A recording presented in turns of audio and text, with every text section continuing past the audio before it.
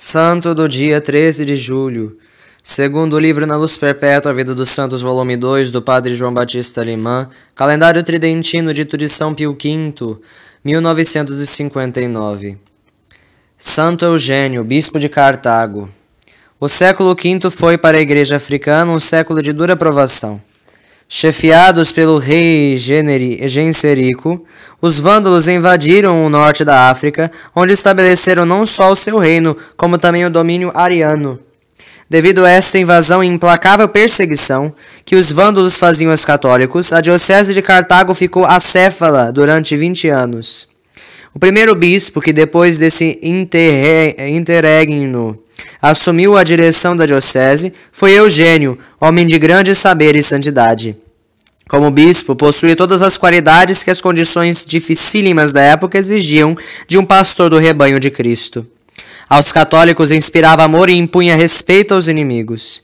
Vivia em pobreza para poder socorrer os pobres. Vendo-lhe a grande influência sobre ricos e pobres, os arianos denunciaram-no, pelo que o rei Hunerico lhe proibiu a pregação da doutrina. Eugênio desprezou essa ordem do rei, dizendo com o apóstolo São Pedro: "Compra obedecer mais a Deus que aos homens." Hunerico começou então a perseguir os católicos, particularmente os vândalos que se tinham convertido ao catolicismo. Mandou pôr sentinelas às portas das igrejas para vedar a entrada a todos que se apresentassem em traje vândalo. Muitos foram brutalmente espancados e, para intimidar o povo, os soldados de Hunerico cortaram o cabelo às mulheres que teimavam conseguir entrada na igreja. O bispo Eugênio teve a satisfação de poder observar que nenhum católico abandonou a fé. A perseguição tornou-se mais cruel ainda quando, entre as vítimas, de preferência, escolheu sacerdotes e as pessoas consagradas a Deus.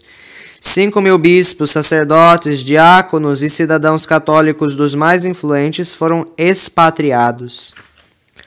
As virgens consagradas a Deus foram sujeitas a vexames os mais cruéis e vergonhosos, e muitas delas morreram no meio de tormentos. Extremamente comovedoras eram as cenas que se davam na despedida dos bispos e sacerdotes do rebanho. As mães vinham com os filhinhos nos braços e com palavras entrecortadas de soluços, assim se expressavam: "A quem nos entregais, indo vós ao martírio? Quem batizará os nossos filhinhos? Quem nos dará a absolvição dos nossos pecados? Quem benzerá os nossos túmulos? Por que não nos permitem partir convosco?" Entre os desterrados não se achava ainda Eugênio. O bispo, por ordem do rei, havia de ficar para a realização de uma disputa solene entre ele e os bispos arianos. Eugênio, para não ser julgado por inimigos da fé, exigiu que a conferência fosse admitidos também bispos católicos da Espanha. Ainda não se havia realizado a conferência quando Eugênio, em prova da verdade da fé católica, foi dado fazer um grande milagre. Apresentou-se-lhe um pobre cego, de nome Félix, pedindo-lhe desse a vista. Eugênio fez o sinal da cruz sobre o infeliz, que imediatamente recuperou o uso do órgão visual. Esse milagre, em vez de concorrer para a conversão do rei e dos arianos, mais ainda os excitou contra os católicos, que ficaram sendo perseguidos e maltratados com crueldade desumana. Em Típaso, na Mauretânia, os soldados arianos prenderam os católicos que tinham assistido à missa, celebrada numa casa particular. Arrancaram-lhes a língua e cortaram-lhes a mão direita. Esses mártires, embora tão horrivelmente mutilados e sem língua, continuaram a falar. Alguns deles, mais tarde, foram objetos de grande admiração em Constantinopla. 2 dos mesmos, assim conta um historiador daquele tempo, perderam o uso da língua porque se mancharam com o pecado da impureza. As ruas de Cartago apresentavam por toda parte sinais de crueldade do rei herético. Era coisa a mais comum verem-se pessoas mutiladas, com os olhos vazados, o nariz, as mãos e orelhas cortadas. Finalmente, soou também a hora para Eugênio. O bispo foi desterrado para uma região inóspita da província de Trípoli, onde ficou debaixo da vigilância de um bispo ariano. Este o sujeitou às maiores humilhações e Eugênio, nada mais podendo fazer pela diocese, dedicou-se à vida contemplativa, dividindo o tempo entre a oração, o estudo e a penitência. Do desterro dirigiu ao rebanho uma pastoral, na qual se leem as seguintes frases: entre lágrimas vos peço, vos exorto, e pelo dia terrível do juízo final, como pela vinda de Jesus Cristo no fim dos séculos, vos conjuro que permaneças firme na profissão da fé católica. Conservai a graça do batismo e da confirmação, e ninguém de vós se aproxime a ser batizado segunda vez. Rezai por nós e fazei jejuns, porque o jejum e a esmola aplacam a ira de Deus. Lembrai-vos sempre do que está escrito: não temais aqueles que têm poder de matar só o corpo. Passados anos, Eugênio foi posto em liberdade, mas de volta à diocese foi condenado à morte. A sentença, porém, foi comutada em novo desterro. O santo bispo teve de ir à França, onde fundou o convento de Albi. Lá morreu a 13 de julho de 505. Reflexões. Lendo a vida de Santo Eugênio, deparamos com duas coisas que causaram a nossa admiração: a firmeza e constância dos cristãos daqueles tempos na profissão da fé, a sua dedicação aos bispos e sacerdotes. Os primeiros cristãos punham a fé acima da vida. Preferiam sofrer e morrer a negar e abandonar a fé. Por que é que a fé em nossos dias já está tão frouxa? Primeiro, muitas famílias já não sabem mais ensinar a religião aos filhos e daí resulta uma ignorância cada vez maior em matéria da religião. Segundo, em muitas famílias está completamente extinto o espírito da oração.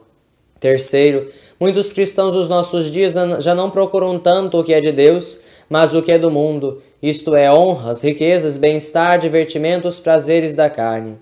Quarto, em vez de conformar a vida com as regras da fé, procuram amoldar a fé ao seu modo de pensar, aceitando só aqueles artigos de fé que pouca influência têm na vida prática e rejeitando os que se incompatibilizam com o modo de viver. Quem nega apenas um artigo da fé, nega todos. Por exemplo, quem nega o sacramento da confissão, nega a fé à palavra de Cristo, que instituiu não só este, mas todos os sacramentos. A fé é uma planta delicadíssima que deve ser tratada com todo amor, se não quisermos que murche e morra. Feliz aquele que, como São Paulo, possa dizer: pelejei uma boa peleja, acabei a minha carreira, guardei a fé, pelo que me está reservada a coroa da justiça, que o Senhor justo juiz me dará naquele dia. Onde há fé, necessariamente haverá respeito ao sacerdócio. O sacerdote é outro Cristo. Ao sacerdote é confiada a administração dos meios da salvação. Ele é o maior benfeitor da criança, porque é quem a recebe na família de Deus. É o sacerdote quem ensina a religião e com ela implanta nos corações dos homens os princípios da caridade, da justiça, do amor, a ordem, da humildade e da inocência. É o sacerdote que dá ao pecador contrito a paz da alma, do perdão divino. É o sacerdote que prepara a alma cristã para a viagem à eternidade. O sacerdote, como representante de Jesus Cristo, é o benfeitor da humanidade. Tem por missão a missão de Cristo, a glória de Deus e a salvação das almas. Quem é inimigo de sacerdote, inimigo é da fé, inimigo de Cristo. Santos cuja memória é celebrada hoje. Na Palestina, os profetas Joel e Esdras. Joel fala do juízo de Deus, do Espírito de Deus derramado sobre toda a carne, e o juízo final no vale de Josafá. Esdras era sacerdote e escriba judeu.